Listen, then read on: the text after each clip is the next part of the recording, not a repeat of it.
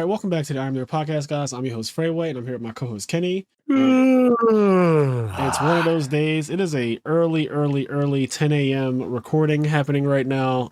And I had a wedding yesterday. So if you follow me on Instagram at Saint Alante, Alante is my middle name. Saint is just spelled, Saint. If you follow me at Saint Alante, you will have known that I spent yesterday at a wedding. And I forgot up until literally last week that I even RSVP'd for this wedding because there was an Edison tournament in, I believe, New York or something like that. It was the battle for the Black Rose. Bastards. Oh. What did you say? I said the bastards. Battle of the Bastards. I like that. Game of Thrones reference. Always a good time to bring up Game of Thrones. But yeah, there was a battle of the Black Rose tournament, I believe, in New York or New Jersey this weekend. And the Black Rose is Starlight Rare, which is worth a couple $100. And honestly, it's probably only going to get more expensive over time just because collector's cards. Cool. The name of the tournament was Battle for the Black Rose, and the prize was like essentially, okay, that's cool. Yeah, isn't that dope? The prize was literally the first place prize was literally a Black Rose Dragon Starlight Rare, which I believe is around $350 to $400. So that's a pretty good prize. And again, Edison is very grassroots still. It's very small community overall. So tournaments like that where we get legitimate prizes, I'm a fan of. And there's also that I'm going next month in May to a 2K tournament in North Carolina. So I officially confirmed that I will be going to that. It's at Big Boy Gaming in North Carolina, and it's a $2,000 tournament. And I believe the prize scales with how many entrants there are. So I think if they get 100 entrants, it can become a 4K or something. I heard. I'm not really sure about that specific part, but my group people that I basically went to the PS5 tournament with are going. So that should be really fun. I'm excited for that. But yeah, that's kind of what's been going on with me. So yeah, yesterday wedding, my friend, and I think you know him too, Josh Colbreth, like the breakdancer. Yeah. Okay, Josh got married yesterday, and you and I both know him from Red Cap, which is where I met him. Him and his brother Joel.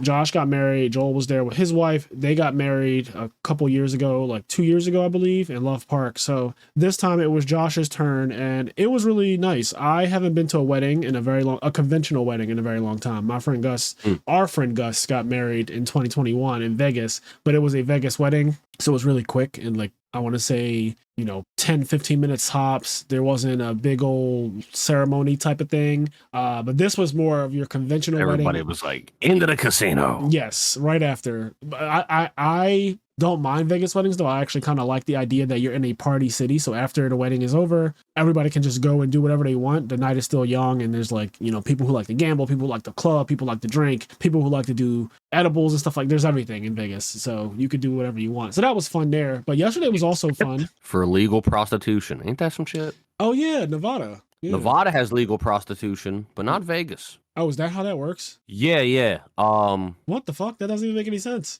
Yeah, I thought this was really funny because I think Nevada, I don't know if this is true. From what I heard, Nevada is the only state that has legal prostitution in the U.S. Yeah, you can solicit sex in Nevada. But it's not in Vegas, which is like the only place people know of about Nevada. I could not tell you a single thing about Nevada outside of Vegas. I've never been to any part of Nevada outside of Vegas, and I didn't know that anything exists outside of Vegas. Yeah, I always thought that was really funny because they were like, I don't know, it's just funny that it's legal in Vegas. I'm not Vegas, in Nevada, where like Nevada has Vegas where a bunch of debauchery happens. First of all, you've been to Vegas. It's not legal in Vegas. You've been to Vegas before because you went to Evo, but yep. I know you've had this happen. If you just walk on the strip, there are women giving you calling cards for prostitution, basically. When I went, I will never forget. In certain like little neighborhoods, like certain blocks, there would be like a guy on every other corner with like a pamphlet, like fucking not a pamphlet. like sex hot girls, fucking do whatever you want, like just like speaking completely broken English and just like sex. Like they had like a slogan, and in that slogan somewhere was sex and girls, or girls and sex, and then they had other words around it. And I was just like, this is fucking crazy. Like this is every corner right now. Yeah. And they're just like putting a pamphlet in my face. It's like, what the hell is going on? That's the same experience I basically have had every time I've gone to Vegas. At some point, walk in the strip, and it'll be super hot, and like you really don't want anything. People are trying to hand you shit, even in Philly or like other cities, major cities. You just walk downtown. And people are always trying to hand you something, which I can't stand. I never like taking things. Did I ever tell you the story about the guy who tried to hand me his CD in Vegas? No. First of all, how long ago was this? Because CDs are not a thing This is anymore. when I went. This is when I went in 2012 for Evo. Okay, all right. CDs are still like kind of a thing in 2012. No, they're not. They're not. They're not. Don't fucking lie to anybody, okay? In 2012, they're on like the iPhone 3 or some shit. Like they're definitely no CDs anymore. Yeah. But anyway, I'm in Vegas. Yeah. In Vegas, I'm walking somewhere, and this guy like walks up to me. And he's like, yeah, try my CD, try my mixtape. And he's like literally pushing it into my chest. And I was like, nah, I'm all right. Like, I'm busy. I'm doing something. He's like, nah. And he's like walking with me. And he's like, has his CD like jammed into my chest. Like, no, give me a try. Like, I'm really fucking hot. Like, da-da-da. And then I was like, all right, man, whatever. Hot. I love it. All right, man, whatever. And I grab his CD and I'm like, I'll check it out. And I keep walking, right? Because I just want to get him out of my face. Yes. And then he goes, yo, that's $10. I saw, excuse me. Yeah, motherfucker. What do you mean it's $10? He was like, what do you mean I gotta get paid for my work? I was like, I don't fucking want it. What do you, like, you're literally following me. Begging me to listen to your shit. To take it. Like, I'm not giving you money. Are you crazy? He's like, that don't make no sense, man. Like, how you not gonna help me out? I'm just like looking around. Like, is this real? And it's like, I was like, I don't want your mixtape. I give it back to him. I was like, I don't want it. I'm not paying you for it. I only took it to get you to shut up. And then I keep walking. That same day, by the way, you know how there's always people like cosplaying and stuff on the strip or whatever. Yeah, of course. There's a guy that's dressed up as like he like has a little tricycle and he has the mask from Saw. All right. Well, immediately no. He has that. Immediately and then no. He literally almost follows me as well and's like, hey, do you want to take a picture? And I was like, yeah, you know what? Whatever. I'll take a picture with you. And then I take a picture with him on my phone. And then he goes, that'll be $2. And I was like, what? He's like, well, I need it. Like, you have to tip me. I was like, tip you for what? He's like, oh, well, like, we don't stand here out here all day for nothing. Like, this is our job. Like, we take pic. And I was like, I will delete the picture from. I don't care that much. Yeah, and like, it's not that serious. I was like, I will delete the picture. Like, I do not give a fuck. At least your guy said $2 because I have a story from Miami. I went to Miami in 2022, and me and Xavier and a couple of our friends were walking down the strip, Ocean Drive, super popular, super crowded area in Miami. One of the best places for nightlife. Tons of clubs up and down the strip and restaurants, all that good stuff. And then across the street is actually the beach,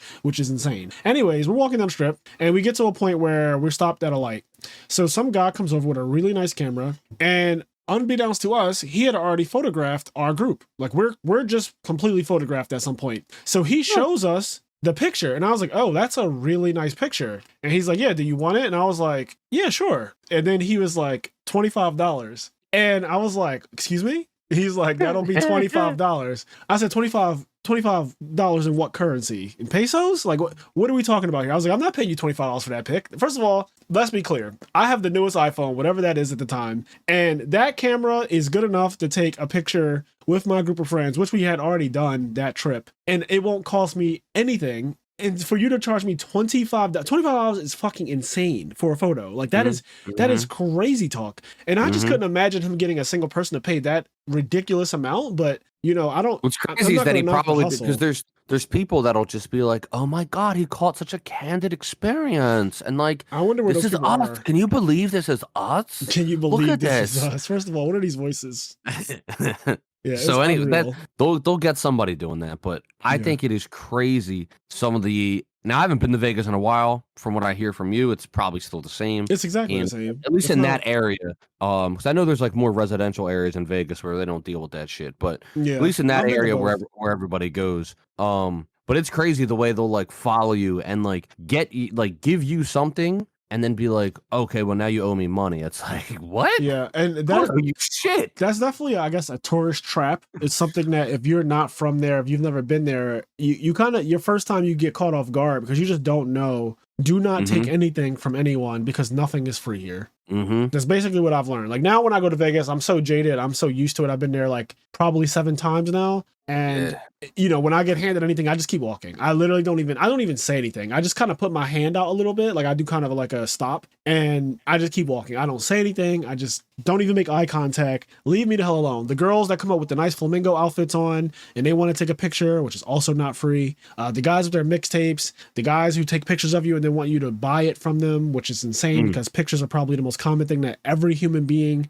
takes on a vacation period. Like that's just the most common thing. It's free to all of us, and every phone has an amazing camera now. There's no such thing as phones with bad cameras. You have to have a relic in order for your camera to not be good now. They all Everybody has Instagram and shit. Like it's like every you're not doing anything special or new. It's wild. So I just hard pass on all that stuff. Now, if the I could see if they were offering something that is genuinely a service, right? So a regular picture of me and my friends at a moment that's off guard, cool. But if you did something to the picture that made it different, like some kind of actual, I don't know, modifications on it or something that just was like, that's a really cool picture and that took like time and effort for you to do whatever you did to it, I can understand it. But literally you snapping the picture and then walking up to me, showing it to me and saying like, isn't this really nice? And I'm like, yeah, it is, but I'm not paying you $25. It's crazy. Yeah, that's wild. That is so wild.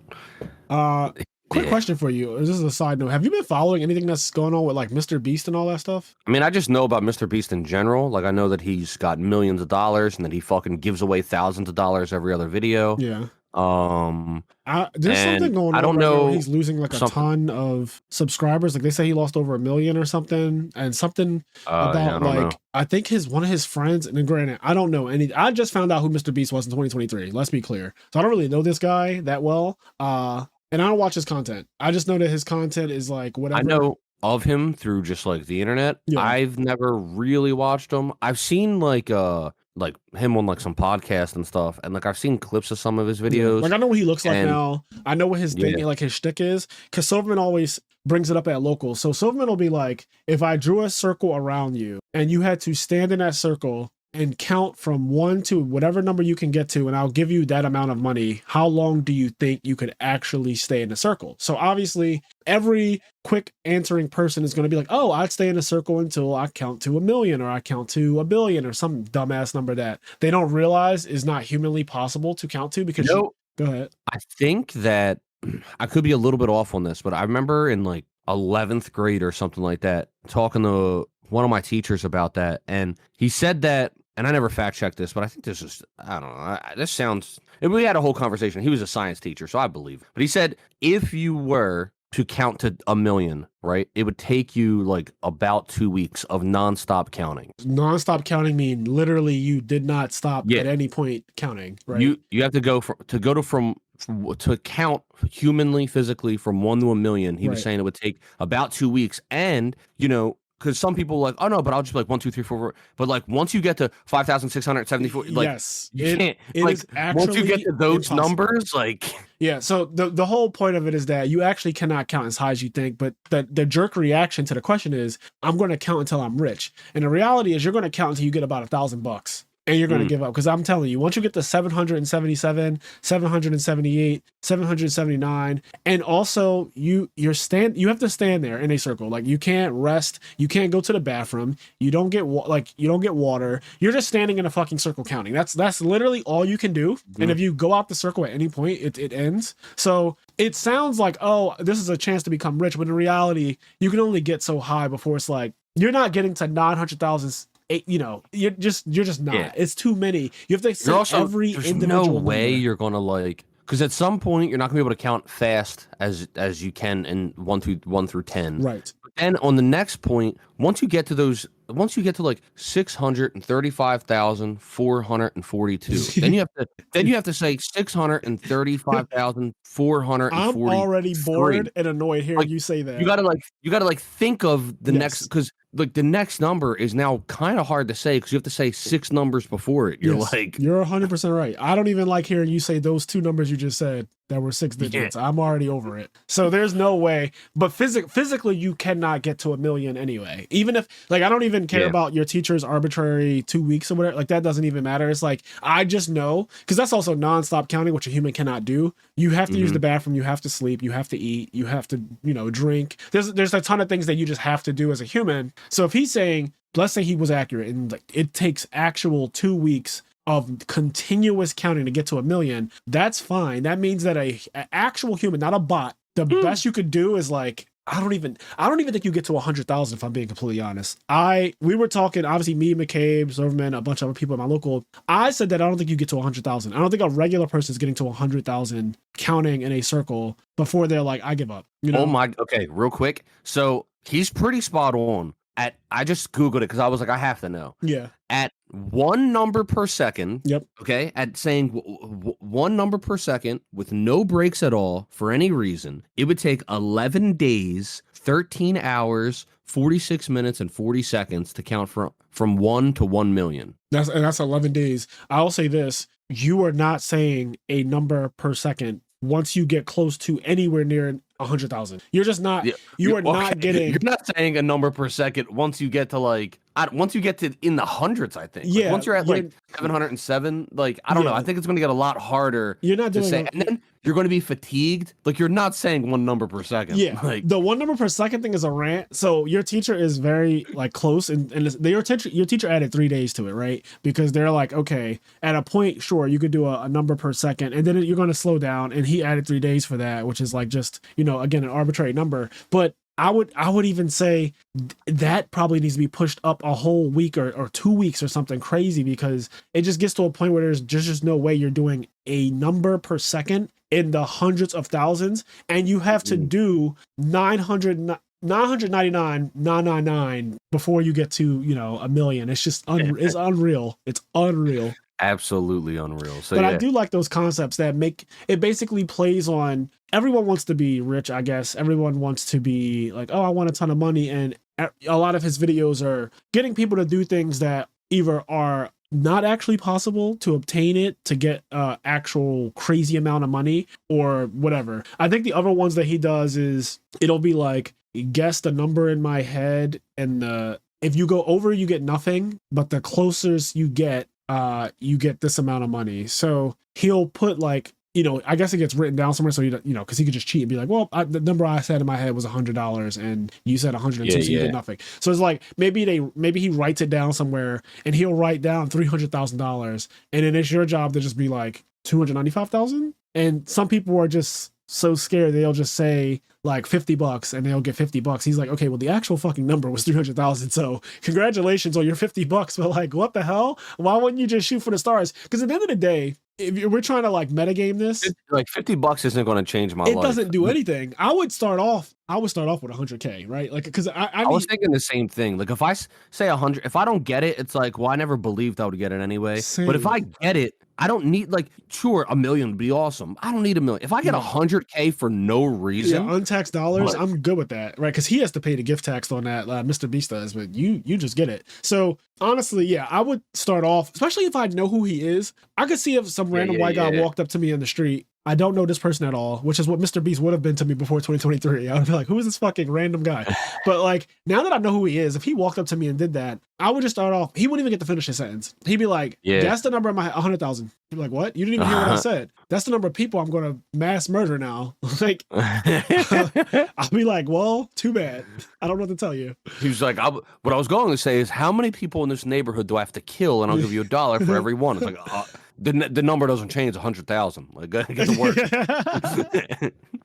Get to work. As a matter of fact, there's a daycare down the block. There's a bunch of easy targets. I said what I said. There was another one that's this one was just on social media. It wasn't a Mr. Beast thing, but it was like there's a button, and every time you press the button, you start off with $1 and it doubles every time you press it. Okay, but every time you press it, someone random in the world dies, and the question was, how many times would you press it before you're like, okay, that's because somebody is literally dying in the world, like a human being, and it could be anyone, right? It's 8 billion people in the world now, I think. It could be anyone. But you press it. I actually think that it wasn't that it doubled. I think it was that it's $10,000 per press, because doubling it is a little broken, because at some point it just becomes like, oh, well, if you just press it, I don't know, 100 times, the number is already ridiculous at that point, right? But if you just say 10,000, it takes a while before you get to like $1 billion from 10,000. You'd have to kill a shit ton of people before you get to $1 billion. But yeah, the question was like, how many times would you press it? And then you get all kinds of wild answers like, oh, I couldn't bear it, I would never do that.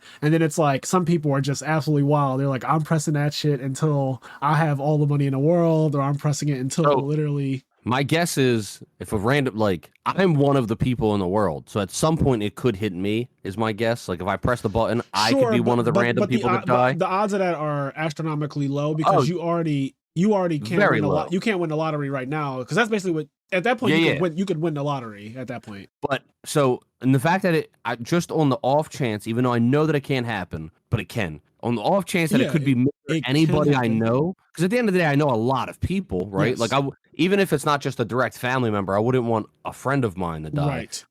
Really fucked up because I'm the odds of that are still astronomical. I'm fine with somebody in Canada dying, but anyway, I think I'd keep it because once again, I don't think I need that much. I would just go for like 10,000. I would just 5 or 10 presses. Oh, really? 50 or 100, 50,000 or 100,000. I think after 50 or 100,000, you just get that for no reason in your life, $50,000 or $100,000. Like it's really hard to fuck your life up after that. Yeah, no, I agree with you. Okay, so I'm gonna say I would want 100 million. So I'm just gonna see what the math works out to. So 100 million divided by 10,000 is 10,000. So I'd have to press it 10,000 times to get 100 million. Would I press this button? That's too many times for me. 10,000 times. Like I feel like I could definitely roll the dice on myself on 10,000. Like if I had 10,000 lottery tickets, I'm like, all right, I could win. Okay, but hold on, you're adding something to it that I don't think was in the original thing. I don't think that you could die when you press the button. So let's take that out of it. Does that change your answer at all? Does 10,000 presses with you being excluded change your answer at all? No, because if Fraser could die still, I wouldn't do it. Okay. Like if you or Anthony or Connie or my mom. It could be literally anyone. Your little brother, for God's sakes, right? Like it could be anyone. Yeah, like if it would have to be like if somebody said like anyone in the world besides yourself and anyone you know, I'd be like, oh, I'm pressing it for 2 weeks. Like okay. So really, you specifically don't want to kill your family, friends, people you know type thing. For me, I don't think I could press this button 10,000 times. One, because 10,000 presses of anything is just kind of wild. Secondly, killing 10,000 people is just not in the cards for me. I want 100 million, right? Like that's the number I wanted, but when I actually do the math, I don't want it that bad where I'm willing to kill 10,000 people. 50 million, I guess, would be 5,000 presses. Would I do it for 50 million? Probably not. 5,000 is also so many people. So at that point, I don't know what I would actually do. Like I'm a bitch. I really have a hard time with commitment. I'm pressing it some number of times though where I don't have to work again. So people are going to die. What amount do I need to press it? People are going to die. Yeah, people are going to die. I'm thinking like, what number do I have to press it where I will never have to work again and I could be comfortable? It's probably around, let's say 20 million, right? Like maybe 20 million. So 20 million divided by 10,000 is 2,000 presses. I could press it 2,000 times. 2,000 times. The odds of anyone I know dying are extremely low. There's 8 billion people in the world. I'm probably not going to hit anyone that I know. And depending on who it is, it probably isn't even that bad. There are some people that I know that could go for sure. So yeah, 2,000 times. Yeah, for me, I think the most you could get me to go to is maybe 1 million. That's 100 presses. Yeah, I'm like, that's nothing, right? Like that's baby numbers. 100 presses is literally nothing, and 1 million, like I can do 100 presses like it's a Mario Party minigame. That's what I was gonna say. We played Mario Party, and you are the only person that can compete with me on those when you have to press the button really, really quickly. So you could get 100 presses, honestly, in probably a little over a minute, if not an actual minute. Yeah, I could easily, like, if they put a fucking if they gave you a controller in my hand and they gave you a controller of your choice, you get whatever controller you want. In the history of controllers, I'll probably choose like the N64 controller because the A button on that shit is huge. They give me like a GameCube controller. I might just go, you know what? Here's what I'll do.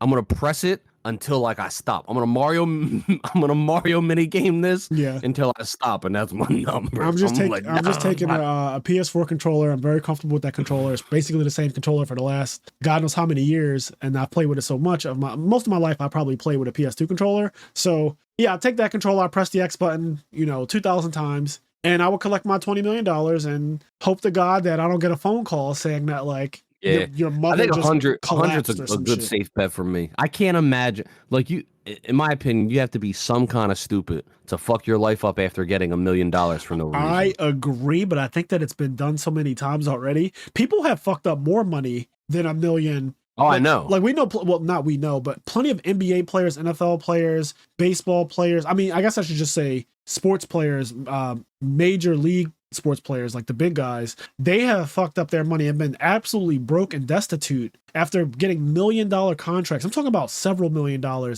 And you're saying one. Usually people who don't know how to handle money, it doesn't change no matter how much money you have, which is the unfortunate thing about just money in general, right? Like we all know that money can fix a lot of problems and stuff. The problem is they get people into the NBA. They're fucking 18 or 22. Yeah. And they don't 100% like, and they'll go and they think they're in the NBA and they'll go buy like a fucking car and shit. And yeah, $1 million, like a nice one, and they don't like a couple $100,000 car, a house yeah, that's they don't realize 20 million with taxes on it that are crazy taxes in California for the property because you're living next to the Kardashians. Am I correct in saying if you have $1 million, right? Right. Divided by 30,000, right? Is that 33? Let's see. Let's check. I just want to make sure I did the calculator right. So $1 million divided by 30,000. Okay. So that's 33, yeah. Okay. So, not that this was a great salary, but like an average salary in America is around 30,000. You can live for 33 years off $1 million. Like, if you just live like, imagine, now you might be like, oh, but I can't do all of this stuff. Like, I need to survive off 60K a year. It's like, all right, but listen, you don't ever work again. You just kind of chill, like 30, like if you just limit, like, okay, I'm only going to spend 30K a year. And this doesn't even consider the fact that, put it into a savings account, not a savings account. Those are a scam. Put it into like, what is it called? An index fund. Yeah. You're good to go. Yeah. Like the S&P 500, something like You're that. Good to go. I mean, I know I personally couldn't live off $1 million for the rest of my life because of inflation. And also I just like nice things and I order Uber Eats every single day. Yeah, it would be harder for Fraser than me. That's for sure. I have some. Kenny can actually make it work. Like if Kenny got $1 million a day, he could 100% make it work because that's just the kind of person he is. I wouldn't. $1 million would last me to the end of 2023. So I would get to the end of 2023 and I'll be back working. I'll be applying for accounting jobs at the end of 2023. Like Fraser, what happened? And then, like, it'll be, you'll look at it, Fraser will be like off screen and you're like, I don't understand. How'd you spend $1 million? And like the camera pans to him and he has like Gucci pauldrons. Yes. Like, he has like these Gucci pauldron. He has like these fucking platform shoes that have like encrusted diamonds through the soles. I would have the Marty McFlys from Back to the Future, which I think are close to $1 million. I would just be wearing you would just pan the camera to me and I'd be wearing the Marty McFlys and it'd be like, what the fuck did you spend on those? Be like, all of it. He'd have all of, but like every singular item of like Balenciaga, like he'll have all of them. Every like single one, including the little bondage dolls. I'd have everything. I'd have a room. Like Fraser, what happened? Like, how did you spend $1 million in a month? You're like, yeah, man, I went to Vegas, I went to California, and next thing I know, I was paying for a bunch of OnlyFans people in real life. Shit gets out of hand. But yeah, I like those kinds of questions because they're always thought provoking. There's some funny ones too. I remember being younger and you'd ask everyone at locals like here we go. For $100 million, would you suck a dick? And that question always gets me because you're always gonna get the people who are so macho man, like, I'm not sucking a dick for $100 million. By the way, everybody that says no to that, if you say for $100,000, whatever it may be, would you suck a dick? Everyone that says no is gay. Just so you know. Just so you know. Everyone who says no is gay. You'll get the people that say yes because they're already gay, and then they'll just like me. They're out of the closet. They'll just say yes. They're like, yeah, I mean, I suck a dick on the weekend. For me, it would be like, would you eat vagina? I guess because there's no like, it's not fair that I get to do something that I naturally is just like a sexual thing that I would do. Yeah, and then you get realistic people where they're not gay, but they're just like, it's $100 million. It's $100 million. And then you get the people that are just gay and they're in the closet or whatever, and they say no. No, yeah. So it's really funny. That question gets asked a lot. I'm sure that if you're listening to this, you probably have heard this question be asked or something similar to it at some point in your life because everyone does these bad hypotheticals. And I just hate when people lie and say that for $100 million, you're not sucking dick. I had a friend, I'm not going to say who he is because he's a very popular Yu-Gi-Oh player. Everyone knows him. I've brought up his name many times. Not going to say who this person is, but they said I would literally do it. And then I would take $1 million and pay for you to get raped. And I was like, Jesus Christ. Like, what is wrong with you? It's like, because you said no, I'm going to do it, get $100 million and give up $1 million of it for you to actually be like raped in prison. I was like, that is so absolutely fucking wild. So there are so many people who I know who are like, yeah, absolutely. Obviously, like, I'm not homosexual, but for that amount of money, it's here's whatever. What I think is weird that people don't think of, right? Like, at the end of the day, right? Because people like, I'm not gay. It's like, I don't like going to work. I'm like, what? Yeah, I don't like going to work more than I don't like working anyway. So like, I'll suck a dick for however long it takes and get a couple mil. Like, what the hell? It won't even be that long. Like, if we're being like, it's not even. I don't know. It's a weird thing to not do for $100 million if you genuinely do not want to work ever for the rest of your. I think that's generational wealth too. Like $100 million. Yeah, I'll be like, yo, bring your friends. Like, okay, see, this is what's so funny about that is there's a lot of TikToks right now where this question's being asked, like that exact question, $100 million suck a dick, right? And a lot of times the person asking it doesn't even get to finish it, and the guy is like, yes. It was like a room of like 5 black guys, right? You know, in the black culture, we could be very homophobic and just anti anything gay, which is super obnoxious. But it was a group of guys who all looked like they're super hood. And the guy was like, for $100 million, would you? And the one guy said, I'm sucking it. He was like, bro, I didn't even finish the question. I didn't even say anything. He's like, I'm sucking it. And he was like, you're sucking what? He's like, a dick. I'm sucking a dick. He was like, bro, that wasn't even what I was going to say. He was like, the guy sat back in his chair. He was like, go ahead, finish. And then the guy started talking. He's like, I'm sucking it. He didn't even get to finish. And everyone in the room was laughing. But then at the end of the day, we're like, yeah, I mean, I'm like, yeah, what the fuck? Like, what do you want me to do? 100 mil. Like, that's $100 million.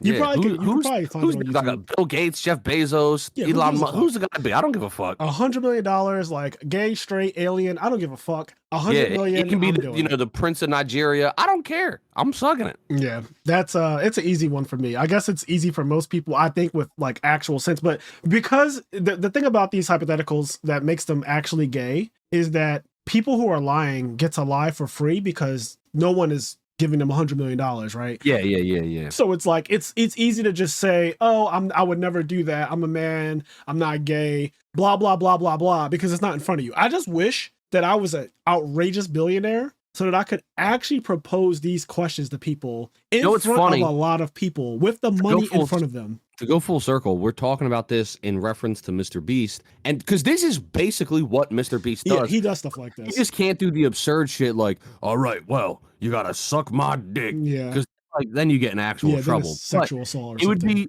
it's something. I wish he could do that though. Not me too, because it's sexual assault or anything. Because I mean, I guess it is technically, but I don't think of it that way. Because like, if somebody offered that to me, if somebody said $10,000, I'm doing it for 10,000. By the way, I don't give a fuck. Like, whatever it may be, I'm down. 10K, sure. Let's line it up. Line it up. I love the ones like that where literally people start lowering the amount and they get to like $50 by the end of it.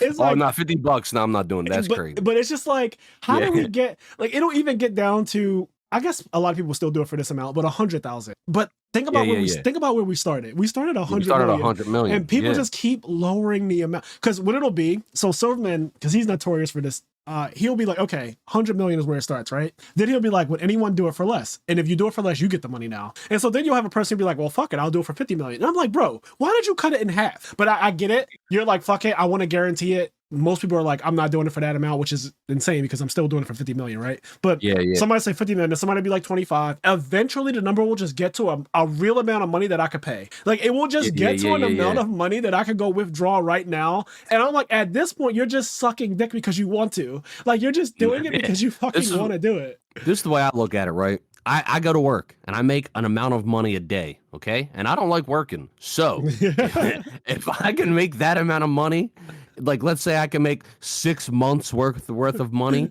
in 2 minutes, line it up. Line it up is crazy. Yeah, it's the hypotheticals are great. Again, people get down to an amount that's like, you don't have to do this. You just don't have to do it. Do you know? So what allegedly happened with this fella?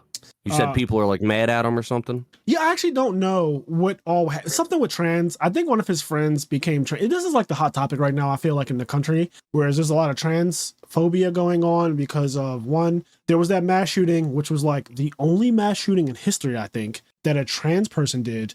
And that is insane that everyone was like, trans people, this is why they're a problem and all this type of stuff. And I'm like, bro, if that's the case, then how many middle-aged white men are a problem? Because 90% of all mass shootings are just like middle-aged white guys, right? But that's not even a point. There's something going on with, I guess, Mr. Beast has a friend who has like a wife and kids, and I am completely going off of comments that I've seen on the internet, so I don't know all the details. I don't know all the specifics. I'm just going off of what I read. Yeah. But like, from what I understand, Mr. Beast has like a friend who has a wife and children, and this person just came out as trans. It's a guy, I believe. So they feel like, you know, they're trans. That's how they feel, and everyone is mad at them because they have a whole family. It's basically the Caitlyn Jenner thing again, like Bruce Jenner becoming Caitlyn Jenner.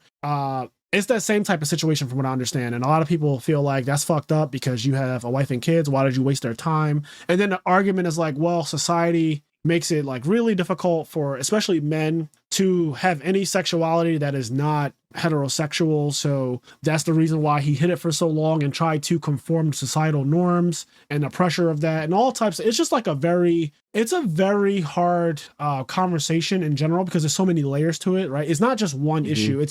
There's so many things. And a lot of people feel like anyone who's trans has like mental health issues, which is really kind of fucked up to just say like, you know, you're mentally ill because you feel this way. So it's a ton of stuff. And I'm not going to pretend like I have the answers. I don't really know Mr. Beast. Like I said, I found out about who this guy was in 2023. He is new to me. But I guess, I mean, not that you would know, but maybe you know, so I guess he is maybe one of the ones that said like, oh, you have a family, like that's messed up, or I think that Mr. Beast is just in support of his friend is what I'm gonna guess. I actually don't know his stance on it. I think just completely guessing that Mr. Beast is in support of his friend who wants to transition or feels like, oh, that's crazy, and people are mad at him for it. Like, do you see what's happening with Bud Light? Like the Bud Light announced that they didn't even do, I don't even think they did anything crazy. They just had a trans woman, so someone who was born a man who is now a woman. They endorsed them for an ad. Like there was an advertisement that Bud Light did where a trans woman was the focal point of the ad, and everyone started like, is it just like a girl like in a bikini, like every other Bud Light commercial or something? Is it just like probably being like shown as sexy, but then people are like, wait a minute, that's a dude. Yep. So it's some, you know, I guess good looking woman who again assigned male at birth, and people are losing their fucking minds, right? Like a lot of people, especially in the South. So absurd. I know, especially in the South, because that's, you know, that's where a lot of people that's where a lot of racism, a lot of transphobia, xenophobia, Islamic phobia. The funniest thing to me is that like, I'm always like, who even sees the commercial? Like, I couldn't see the commercial unless I went to YouTube to look it up. Same. I would never see the commercial. Like, but I guess who the fuck is sitting around watching commercials? The people who drink Bud Light are probably you know, but yeah, Bud Light endorsed a trans person for an ad, and they lost $1 billion in their market cap, so their stock dropped like 6%. I think they're worth like 130 billion. I'm about to buy some Bud Light. That shit's gonna go back up. Well, that's the response of a lot of people now. They're like, okay, well, I'm just gonna buy. But like a lot of gay people, it's funny. So a lot of gay people were like, I do not fucking drink Bud Light because Bud Light is gross. But now I feel compelled to drink Bud Light at least for like a month or something, just to like reverse what happened. You know, because of this whole thing, because people are just being ridiculous. That makes a lot of sense. Oh my God. I was at work yesterday, okay? And you work at a bar, right? I work at a bar. I was at work yesterday, and at like 4:30, out of like not a soul in sight, completely empty. At 4:30, I work on a roof. I hear like oh, like people chanting, walking up the steps, and no less than 200 people, all wearing golf shirts and like golf hats and like the plaid shorts. Like they all just came from like some golf thing, and there's like 200 of them, most of them college kids, and then like some of their parents intermingled in there as well, right? And there's a bunch of them. And at one point, one of the guys mentioned he was going to get a Bud Light. And like 3 of the other guys around him says, no, we don't do that anymore. And they're like, no. Oh, shit. And I, like, not knowing this story you just told me, I just assumed they were talking to like, oh, you know, you don't drink Bud Light. Like, that's bullshit. Like, drink a real beer. You know what I mean? Like, that's what I was thinking. Right. They were talking because you genuinely do not know what's going on. Yeah, but now I play that conversation back in my head with the context, and I go, holy shit, they were talking about this Bud Light commercial. Because they were like adamant, like, no, we don't do that no more. Like, we don't drink Bud Light. And like, this just happened last night. This happened yesterday. Yes, this happened literally yesterday. That's insane. So that is fucking crazy. That's insane. Look at that. Look at how everything comes full circle. I figured that this would be something that you knew about only because of where you work. Like if you didn't work in a bar, I would just be like, well, this isn't really, because I know you don't follow a lot of social media stuff. Like you're not up on all the bullshit news. Because honestly, a lot of this is just, when I tell you, I just don't care. Like Bud Light having a commercial with a trans person in it does not bother me at all. It does not affect my life. It does not change my life. It doesn't make me feel like children around the world are being influenced and affected by this in a way that's going to make them feel like they want to transition. I just don't believe in any of that, and I just don't care what any trans person is doing, or like I don't care that drag queens exist. Like as far as like wanting them to not perform, because there's like the other thing that's going on in the world right now is that trans people and then drag queens in certain states, they're saying that they need to be banned from performing and they need to be in prison and stuff like that because they're. I just love it because I know that like they say all this, right? But let fucking Kenny Chesney go drag. I'm telling that's our Kenny Chesney. You ain't taking him away from us. Kenny Chesney. He's just like an absolutely titanic, astronomic country singer. Like he is a gigantic country singer. And I don't know, I guess maybe his audience would turn on him, but I also just feel like Kenny Chesney is so yes, his audience. He's the Bud Light drinking audience right there. But he's so massive, and like the way I've seen people like react about Kenny Chesney, like I feel like I have to look him up now. There's no way people are like he'll definitely still be able to do a show in Texas. I don't care when anyone like if it comes out that he's gay or trans or anything. Like Texas ain't turning down Kenny Chesney money. Like they're like, well, we gotta have our Kenny Chesney concert. He would lose some, but it would not be enough to make him not still the massive star that you're saying he is. But I know Kid Rock, who's notorious for just being basically everything that's terrible to be in this world. Kid Rock came out and was like, I'm never drinking Bud Light again, remove it from all my concerts. And everybody was like, what concerts? So it's just that's funny. So I heard about this, but I didn't know that. I heard about the Kid Rock story, but I heard about it in a different context. I didn't know it had anything to do with a commercial. Yep. So that's funny. Because I heard about that Kid Rock thing about him doing some. I thought it was at like a Bud Light. I don't fucking know. I thought he like gave out Bud Light to people. I don't remember. But I heard about the Kid Rock Bud Light thing and him being against trans people. But the context I heard it in had nothing to do with like a commercial or whatever. But anyway, and it's funny because somebody like on Twitter, they did like a This You. They posted like lyrics to one of Kid Rock's songs. And it was literally like, because it was like, you know, they were saying like trans or like dangerous for children or whatever. And like the lyrics to his songs were along the lines of like, oh God, here it comes. Like, I like young girls, give me young girls. Some say it's statutory, but I say it's mandatory. Yo, what the fuck? And those are actual lyrics to a Kid Rock song.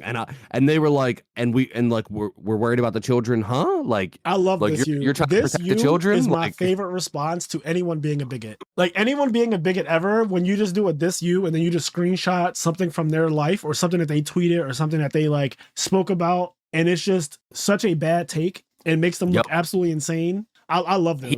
He has a song, an official syndicated song that you can probably listen to on Spotify, where he's basically just like, yeah, I want to rape underage girls. And like, what the fuck? Well, I'm saying, like the song, the lyrics I just said. Okay, like, yeah, I mean that is what that. He says like some say it's statutory, I say it's mandatory. Like that's absurd. Yeah, that is actually just ridiculous. But the world is in such I just think that there are more important things to worry about right now. I don't know if people have heard that China and Russia and Saudi Arabia, and they're all agreeing to not use the US dollar anymore for oil trades. So like they're now using the yuan or the yen, one of those currencies now to do oil trades. The petrodollar is basically being fucked on. And that will affect our economy greatly. I read an article, I remember years ago I told you about this actually, that was saying the decline of the petrodollar and what would happen if other nations started to get away from using the US dollar as the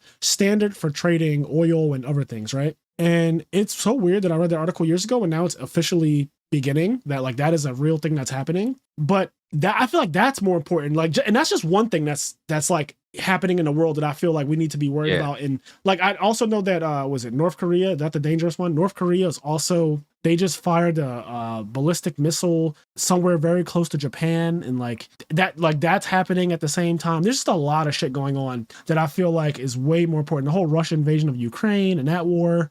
So we're worried about trans people and drag queens in this country right now, and I just feel like this is bullshit. Like this is absolutely bullshit. Yeah. It's crazy. It's fucking nuts. And we like, have a mass people, shooting, it's like, so weird week. that shit people. Because it's funny because I feel like there's snowflakes on both sides of the aisle heavy. 100%. And that's what frustrates me, right? Because snowflake is generally used as like a term that like the right wing uses to make fun of like the left. They say like, oh, you're a snowflake, right? And admittedly, I think there are a shit ton of people on the left wing that are absurdly snowflake. And it's like, dog, it's not that deep. Like, relax. Like, what happened isn't that deep. But on the other side of the coin, the right wing get just as much, if not more, snowflakey when you do something that they don't like. If you're gay in the vicinity, they're like, like they can't deal at all, right? Like, it's absurd. It's like, bro, the gay people do not affect you. Like, they just don't affect you, right? Like, trans people also do not affect. They're not doing anything to you. Yeah, there's such like little baby things that they'll get so snowflakey over, and it's like, y'all are fucking being little bitches too. Like, everybody's being a little bitch. Everybody's basically a snowflake, is what I'm realizing in this world right now. Is that there's just way more than one side, right? Like, it's both sides. It's everybody. It's just every community has snowflakes in it, and it's kind of obnoxious because I feel like you can't really like anything, you can't really enjoy anything, and sure, when you know better, you do better. So some things genuinely I do not want from the old world. There are some things from the old world that are just fucked up and they can be done away with. But then there are just other things like, again, we talk about stand-up comedy all the time because you and I both enjoy really harsh stand-up comedy. And I find the shit hilarious. If you could make it funny, I think that it should get a pass. But then there's, snowflakes on both sides who are like, well, you shouldn't say this because... My thing is like even more, and I got this, I always give credit to Patrice O'Neal, rest in peace. I think he's one of the funniest fucking people that ever lived. But Patrice O'Neal, his whole point was, because he was on a fucking news station one time, and one of the comedians at that time did a joke about Condoleezza Rice and about like a bum raping her or something, right? I just realized we use the word rape a lot in this podcast, but in this episode specifically. But the hard but R. there was a joke that somebody made about a bum like sexually assaulting Condoleezza Rice, right? And if you don't know who that is, I don't know, you're younger than and then people were saying that it was uncalled for and all this other shit. And then Patrice O'Neal's whole point was that, like, because somebody was like, yeah, but it wasn't funny. Like, that was the whole crux. Is like, whenever somebody doesn't like a joke, they say, yeah, but it wasn't funny. And Patrice O'Neal's whole point was like, nobody knows if a joke is funny until they say it. Yeah, like what the hell? Doing it, they're just trying. And then, like, sometimes you say a joke and it's not fun, but you don't know it's not funny. Like, he's still trying to be funny. Every joke you ever laughed at that was funny, that was offensive, he was doing the same thing that the person did that told a not funny joke. Like, they don't know that it works. They don't know that it's funny until they say it. And a lot of times when you see a stand-up comedy special, you're seeing a refined act that they've done 1,000 times. They go into little clubs with 20 people when they do that joke the first time, and it doesn't land. And they have to refine that joke in these small crowds before they do a stadium and say it, because, like, the joke needs to be refined. None of your favorite comedians say a funny joke the first time. They fucking refine their craft over many, many, many, many attempts. Yeah, I think that's true. I think that they try a joke and sometimes it doesn't land, and you're like, okay, well, I thought that was funny, because everyone has their own sense of humor. I mean, we're humans. We're all different in so many millions of ways. So you try a joke and maybe you and like 5 other people find it funny, then everyone else is like, that was in bad taste, or that just wasn't funny at all. I feel like you're punching down, whatever the case may be. But you don't know until you try, right? Like, I think I'm funny with a lot of things that I say, and sometimes I get all of my friends to laugh at me, and then sometimes it doesn't happen, and I'm like, all right, well, gotta try something else, right? Like, I've had literally the entire room laughing at Friendsgiving because I thought that a girl was homeless. Like, that was awesome. And part of it was like, yeah,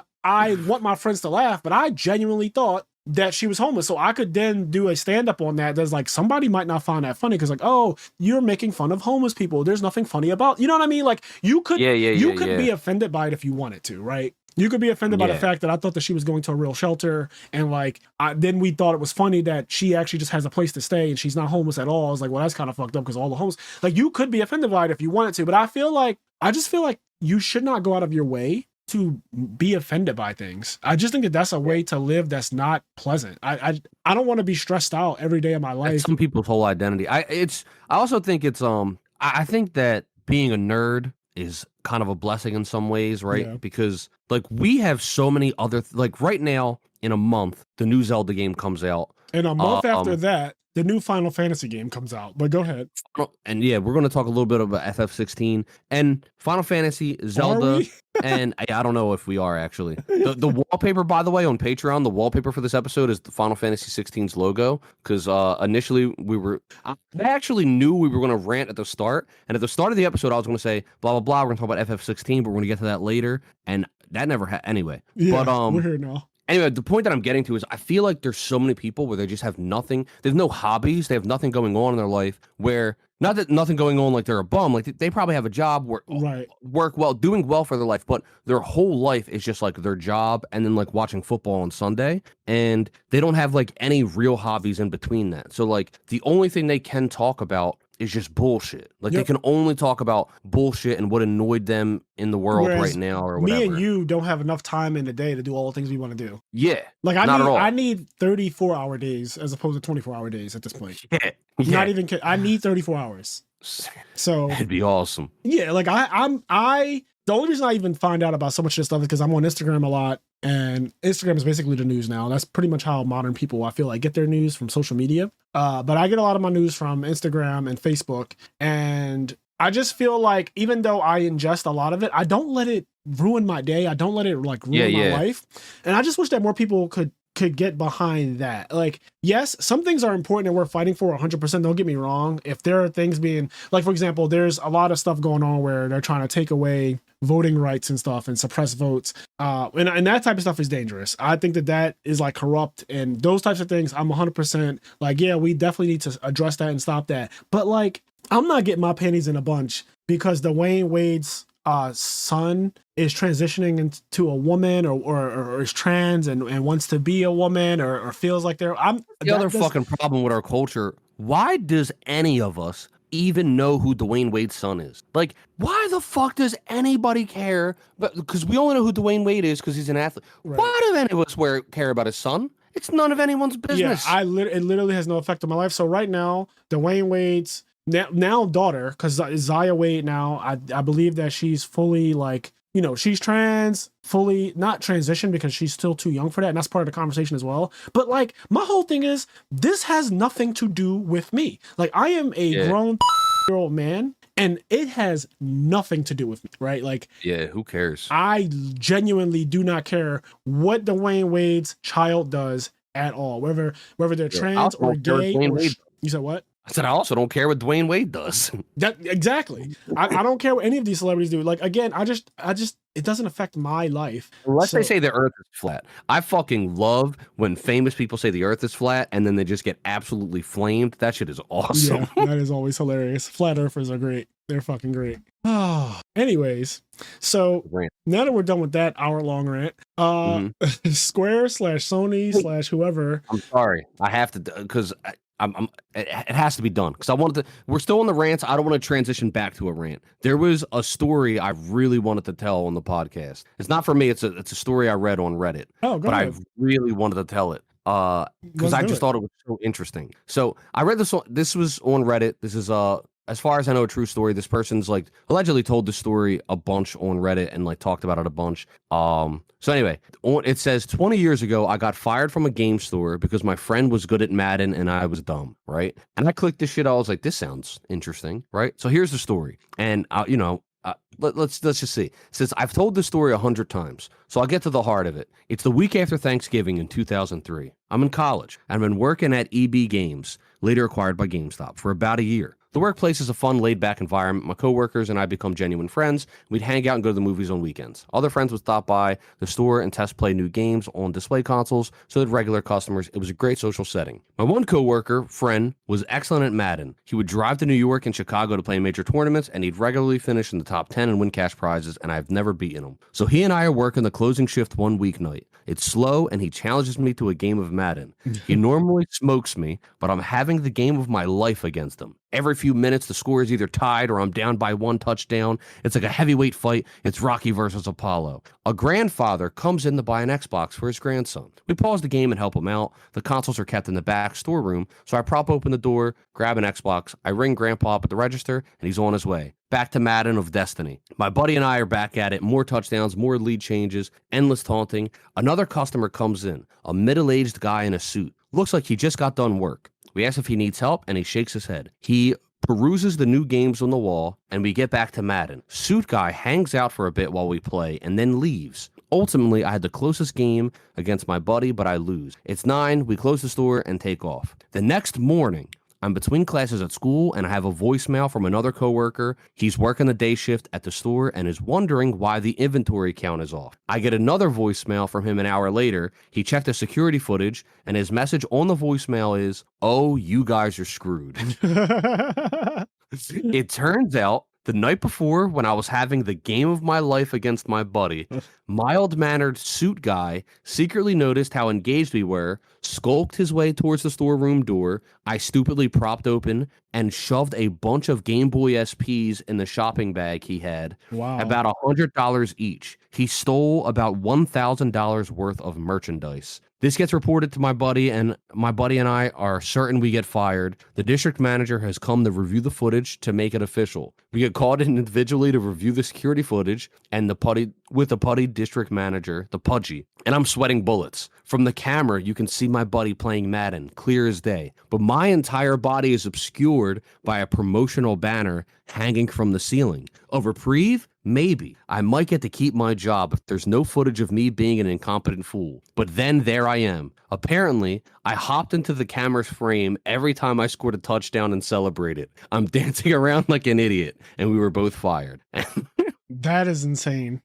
So yeah, this guy, playing Madden in the back room, and then they just fucking left the store kind of unattended, and somebody stole $1,000 worth of Game Boy SPs.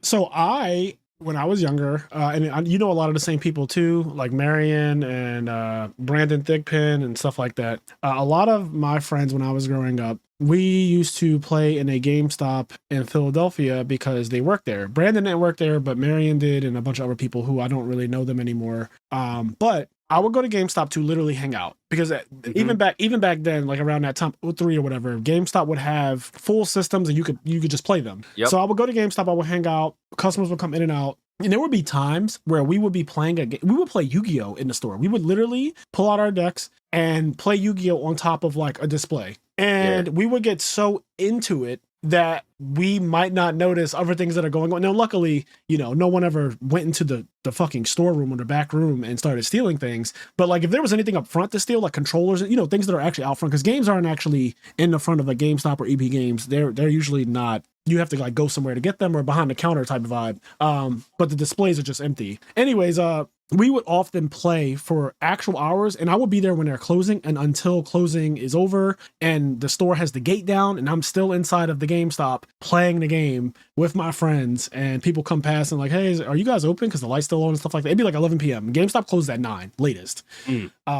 So like we'd be in there playing and stuff, and yeah, there have been times when I'll be the person keeping more of an eye out for the customers who are in the store, like making sure that they're not doing anything, than the person who actually works there, who's more trying to beat me. Because I was a kid, like in 03, I was a child, and my friends are much older than me. Like they had jobs. I couldn't even work at that time, but they would have like jobs when I was really good at Yu-Gi-Oh already, or at least like in my area, I was big fish, small pond vibe. And I just remember them focusing so hard on a game that they wouldn't even, a customer would be like trying to get serviced or trying to get help, looking around the front of the store, the cash register, trying to see like who works here. Yeah, trying to get something to go. Yeah, and I'm like, hey, I think you have a customer. And they're like, oh, they can wait. Like, damn, it's that serious. So I've been there. That's funny as shit, man. Yeah, it's funny. If anybody has any stories about maybe something they did that was really fucking stupid, but also kind of funny to get them fired, write it into the IMNerd podcast. I'd like to hear it. That story made me laugh so hard when I read it, because I'm just seeing like they're playing. It's the game of his goddamn life. He's playing Madden.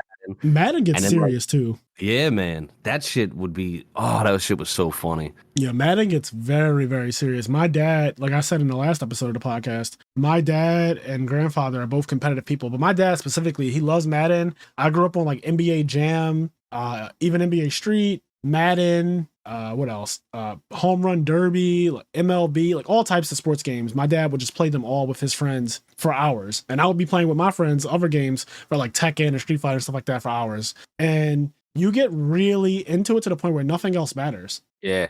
mean, even with Yu-Gi-Oh, man. right? Like when you see me play Yu-Gi-Oh in real life, I'm a statue. I am doing it all out. Laser focused on the game that nothing else matters. Yeah, I used to hang out in GameStop, but I never had any direct friends that worked at GameStop. Yeah. I wish, because I would hang out there, like me and like a friend or two would just go to GameStop, and I would hang out in GameStop for like 2 hours, just hanging to be like there was something about just being in that environment, like just being around all the game cases and like the merchandise and the display consoles, and you could like play on the consoles. Like I remember playing I think Twilight Princess before it came out, like in one of the GameStops, and like playing Star Fox and just various random games that I was either going to get or that I would never end up getting. Same with like Toys R Us. Like I remember being in Toys R Us and just like going in the video game section and just like playing Mario Party 4 or whatever was out at the time. I kind of miss walking into a game store and seeing new games and their huge displays, like the cardboard cutouts, and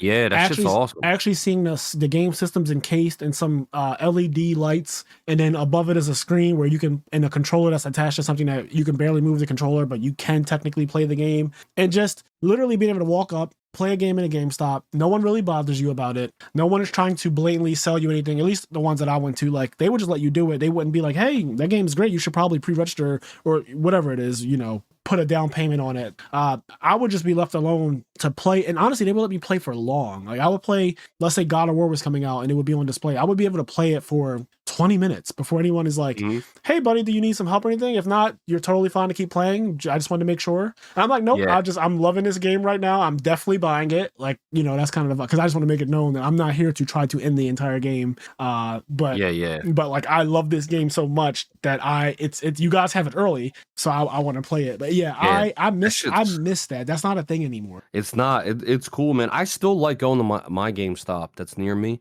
I still go there like once a month just because the one day I was in there, this is like last year, I was in there, and every time I would go in, I don't go in often, but sometimes I'd go in if there's like a game that I know I want physical and I want it the day it comes out. I don't like waiting to see like if Amazon's going to, like usually Amazon delivers it on time, but I don't even like playing that game. Like if there's a game I know I want physical and I want it, like I just pre-order it at GameStop, and I'm like, I'll just go there and pick it up. Yeah. So I'd go there every time they go like, "Do you want, like, your pro membership expired? Like, do you want?" And I was like, no.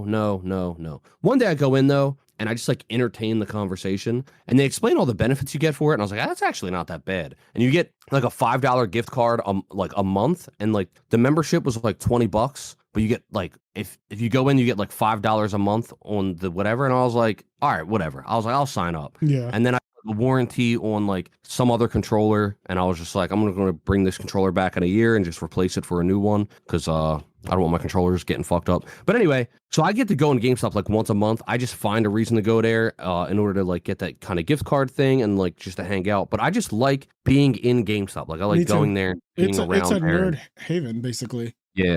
It's one of the places from my childhood that gave me a huge dopamine rush. Two places, locals and GameStops as a kid, gave me huge dopamine rushes walking in. Yeah, dude. I remember sometimes like Christmas would come, and then like some of your like off family members that you see them 3 times a year, right? Like they don't know what to get you. They don't even really know you, but they know that like, oh, little Kenny likes video games, so like you would get like a $25 GameStop gift card, a $20 game. Somebody would give you a $50 GameStop gift card. Yeah, the ball and not. Right after Christmas, like you go to GameStop with all these GameStop gift cards. Like holy shit, that was so awesome. And what I guess earlier I said, like that's not a thing anymore. It's just not a thing for me conventionally to go to a GameStop. I haven't been to a GameStop in years. Like I haven't been to a GameStop, played the game, really just like chilled in a GameStop. It's been probably a decade, if not longer, that I've been able to actually do that. And that's just because I am all digital. So yeah, even my PS5, I'm looking at it right now. My PS5 is the digital version. Like I can't insert discs. I don't really have physical copies of games anymore. I pretty much have them all digital. And I actually, what's annoying to me is that I totally get why people want physical copies of them, because there's literally money involved, like having a physical game. And the digital game is just like tied to my account or whatever. And it's kind of annoying that that's a thing. But the convenience of it is what I personally love. Like I just personally love that, everything I want, I don't have to go anywhere to get it because I'm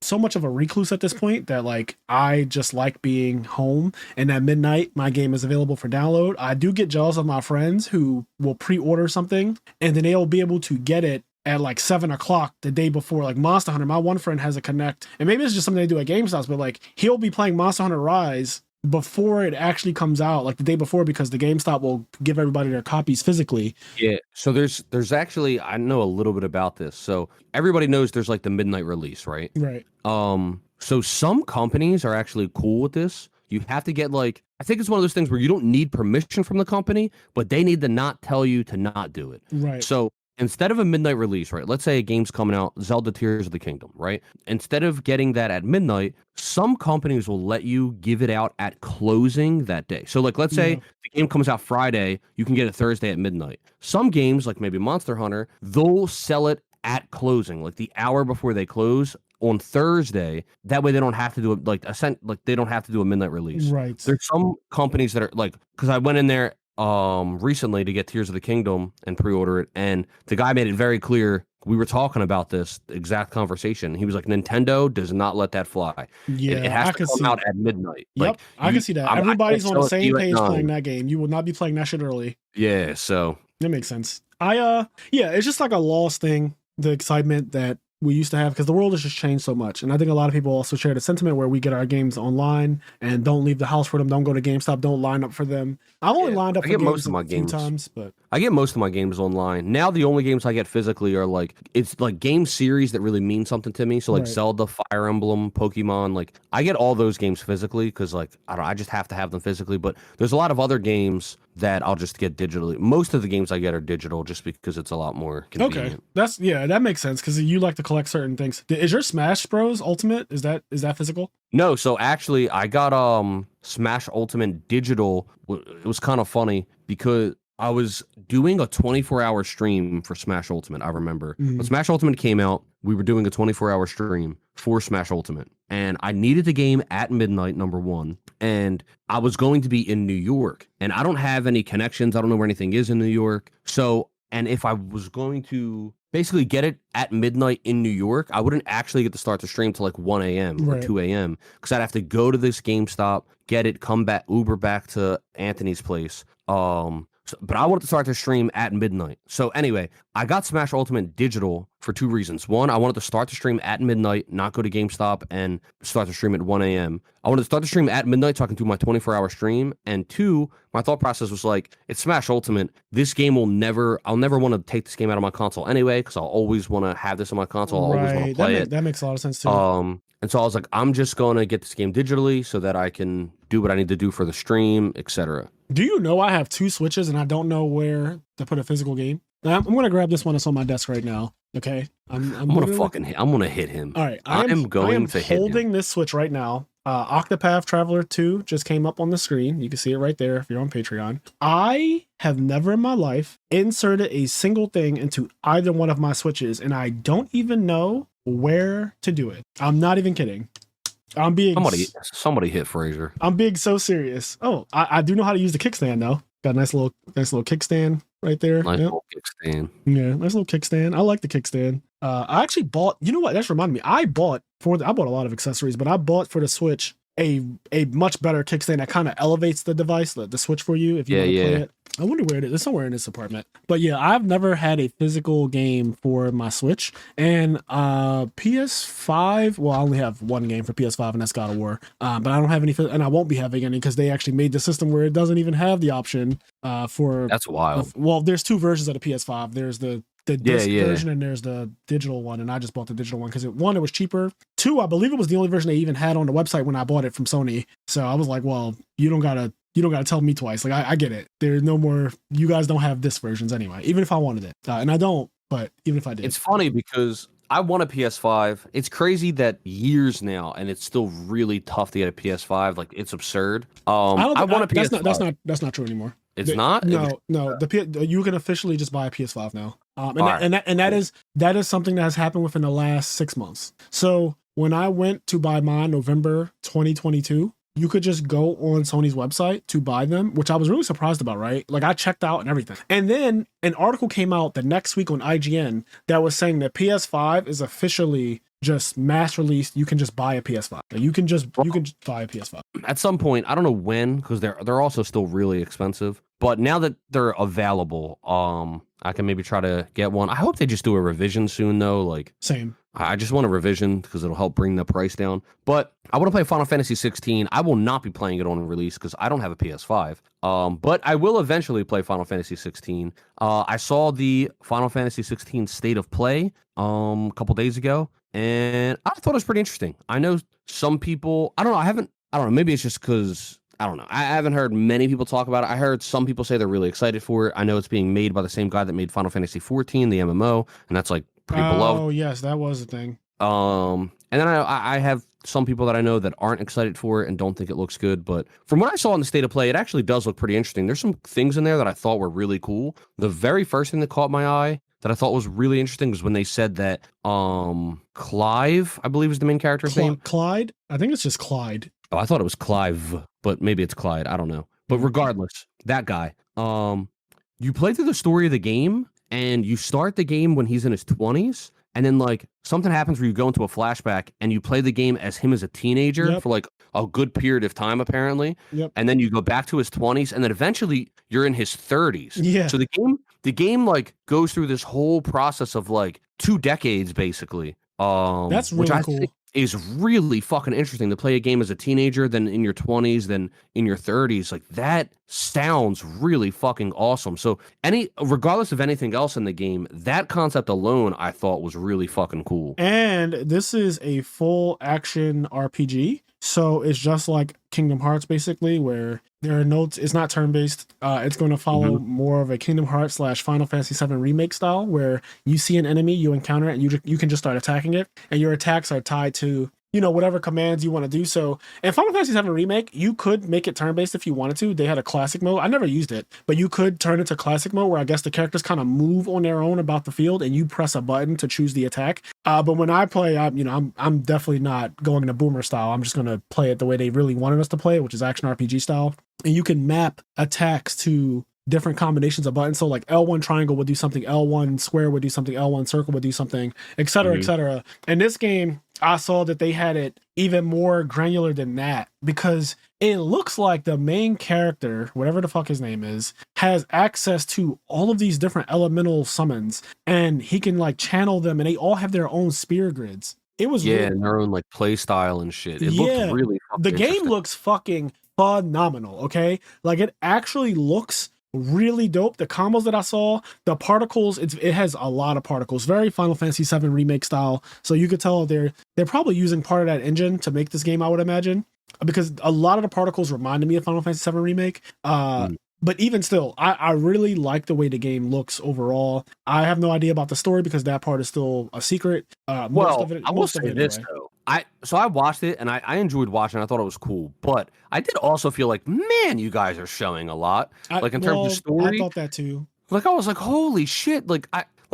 Obviously, I don't know the game's whole story, but there was things that they showed where I was like, I would have liked to seen that on my own. Same. Like there was one moment in particular where like the one kid has blood all over his face. I was like, I would have liked to just experience this on my own. Yeah. Like I would have liked to not see this. This is a thing though in the gaming industry because people do not talk about games until they get a trailer like this. This is what's happening. This is a problem that the community is feeding into. People. So Tears of the Kingdom was not talked about basically at all. There was no real hype for the game leading up to it's coming out in a couple weeks. There wasn't real hype for Tears of the Kingdom until literally this week. Like now online, everybody's talking about Tears of the Kingdom because they just released a fucking 5-minute trailer that just shows everything. Like literally Ganon's in the fucking I watched it because I was like, okay, you got, I think Anthony in the Critical Hit Plus thing, he like wanted to do a live reaction to it or some shit. Yeah. And I was like, I didn't play Breath of the Wild. I don't know anything about Breath of the Wild or the new one, but I mean,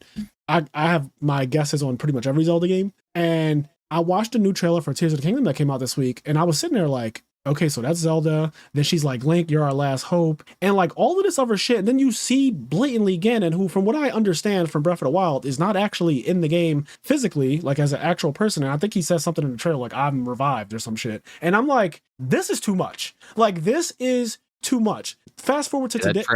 The trailer went ham. The trailer, it just showed way too much of the game, in my opinion. And then fast forward to this morning when I watched this Final Fantasy 16 State of Play, I literally felt the exact same thing. I was sitting there watching it like, why am I seeing Bahamut? Like, why am I? Because Bahamut, everyone knows. The other thing they showed, like, they call them all the summons, they call them icons in this game. Yeah. They call it something different in every game, but a lot of the shit I saw, I really liked. I liked the way the game looks, the graphical fidelity of it.